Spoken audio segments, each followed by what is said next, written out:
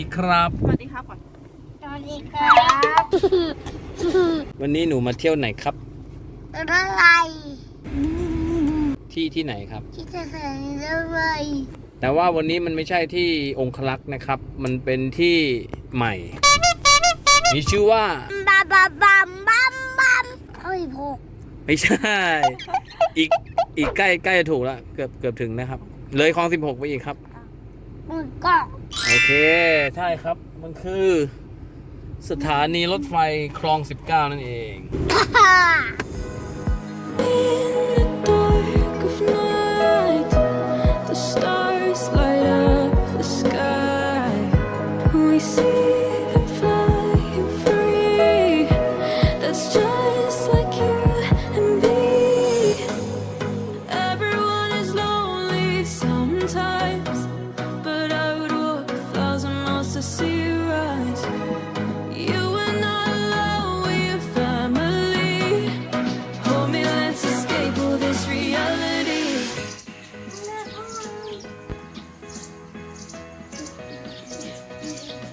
สถานีรถไฟ คลองอะไรครับ ห้องที่หก ไม่ใช่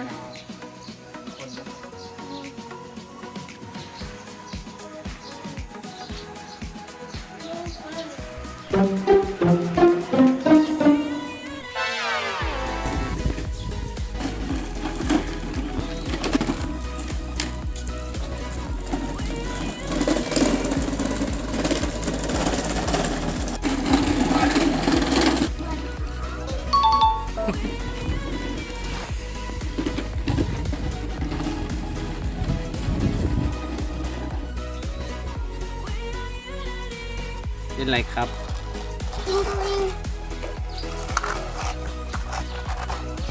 ผมมารอดูอะไรครับ เอารถไป มันมีตู้โดยสารไหมครับขบวนนี้ มี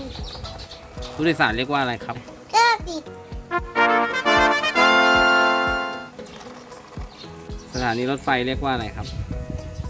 เร็ว ตู้โดยสาร ภาษาอังกฤษดีครับเรเวอะไรครับ สถานีรถไฟ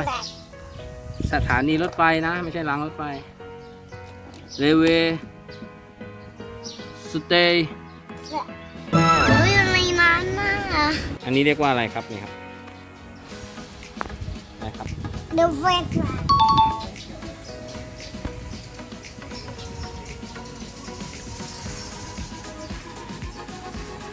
รถไฟใกล้จะมาแล้วนะครับเดี๋ยวไปยืนรอดูปะ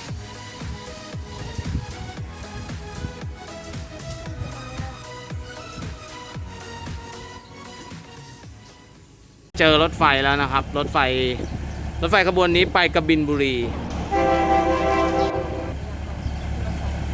ไป ฮะอยากขึ้นรถไฟเหรอ อ๋อ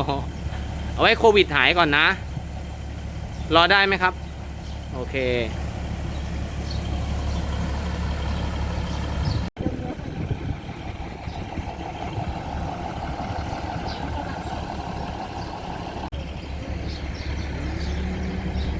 บึ้มบึ้ม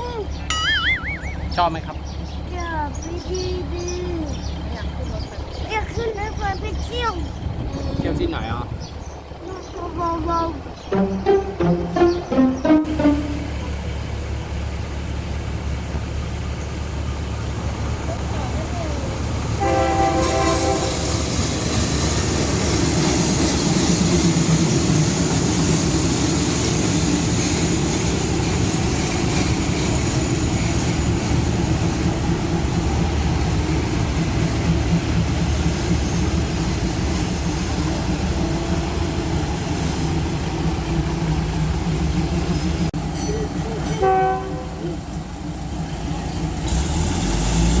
ไปแล้วนะเด็กๆ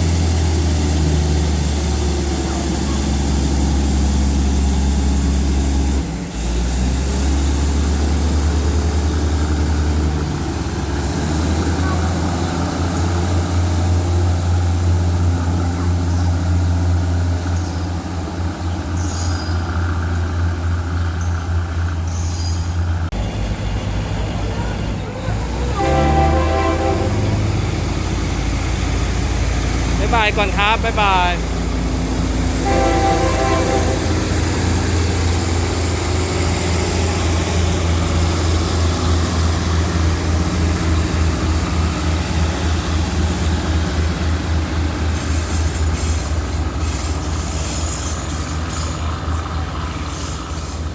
นู่นไปแล้วเดว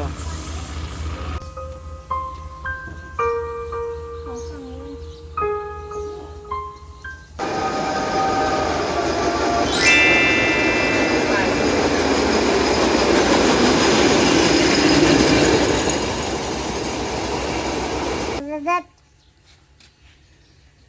รถไฟ